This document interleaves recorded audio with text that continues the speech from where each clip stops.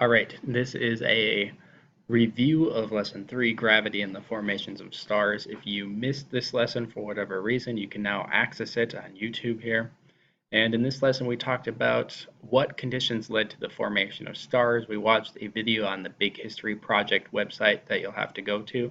And I'm going to review those things from that video right here. There's also a worksheet that you can get in the classroom from me if you don't have this in your notebook. We're going to learn about what ingredients and conditions led to the formation of stars, and then from the formation of stars, what other new complexities got added into our galaxy. So let's have a look-see here. First thing I want you to do is go to bighistoryproject.com, log in, and go to Unit 3. You're going to watch this video right here called How Were Stars Formed. And then, as I mentioned earlier, the threshold card is a worksheet that you can get from me in the classroom here. I have some on my cart. You can go do that now, and then we will review after you're done with that video. Okay, here is the review of the video. Ingredients. In the very early universe, there are only a few elements. The very, very early universe was plasma, which meant that there weren't any atoms at all. As it expanded, it cooled, and the first elements came into being. They were things such as hydrogen and helium. In fact, 75% of all atoms in the very early universe was hydrogen, and helium was about 25%, with boron, beryllium, lithium taking up a very, very minute rest. There was also dark matter in the early universe. We really don't know what role it played, so we aren't even going to factor it in our ingredient list. We only really care about the main two ingredients that stars are made out of, which is going to be hydrogen and helium. Next, conditions. The conditions for star formation are going to be gravity, matter, and then tiny differences. Gravity is the force that's at work here.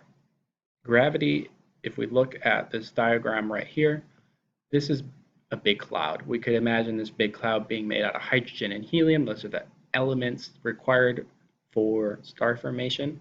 So this cloud is made out of matter, which is one of our conditions, and gravity is going to start acting on it. And gravity is this force that pulls matter together, which is what these arrows are trying to show you.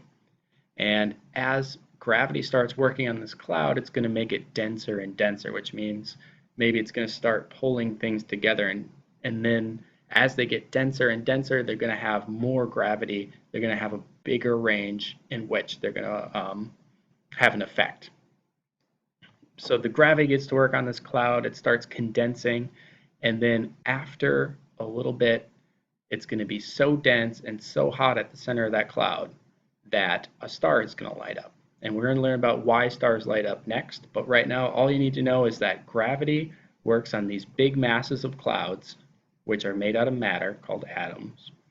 And then tiny differences in those clouds, places where it's slightly more dense, leads to slightly more gravity. Slightly more gravity means it's going to get even more dense, and it's this feedback loop that's going to lead to a star forming. Those are our conditions.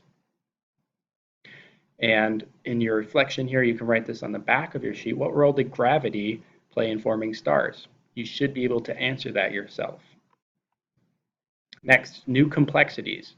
On our worksheet, we've got ingredients plus conditions equal new complexities. And the new complexities that came out of star formation are, we got new elements. Now we don't just have a hydrogen and helium, we have things that are much heavier. We have carbon, we have nitrogen, we have all these elements required for life. And then as we find out later, when stars blow up, they're going to make even heavier elements. The formation of stars also led to new structures in our universe. Clumps or masses of stars that got together, hundreds of billions of stars together, we call a galaxy. Our planet is orbiting around the sun, and the sun is one star out of 100 billion different stars in the Milky Way galaxy. And it turns out there are lots of different galaxies all throughout our universe. When those galaxies are clumped together, we would call them superclusters, which is another new structure added to the universe because of stars. And our reflection here is, how do you think these complexities affect you today, if at all? And you can answer this also on the back of your threshold card. Okay, to wrap up here, you should be able to explain the story of stars, how they form to a partner. You should be able to say what force was required for them to form, what elements existed before and after star formation, and what role did temperature play in this whole story. All right, again, going back, you should have watched the Big History Project video at this point. You now know that the ingredients required for star formation are hydrogen and helium. Most stars are mainly made out of those things. That's something Cecilia Payne told us. And then you're also going to be able to say that the conditions required for a star are going to be one, gravity has to be present, acting on something, and the thing that it's acting on is our number 2 condition, which is matter, and slight differences in those matter allow gravity to work differently in different pockets. So gravity, matter, and tiny differences are the conditions that led to new stars. Once we got new stars, we got new elements, we got galaxies, and we got superclusters. Those are the new complexities of our universe. So that's a summary of this lesson. If you have any questions, please let me know. Otherwise, you can move on to the next lesson. Thanks.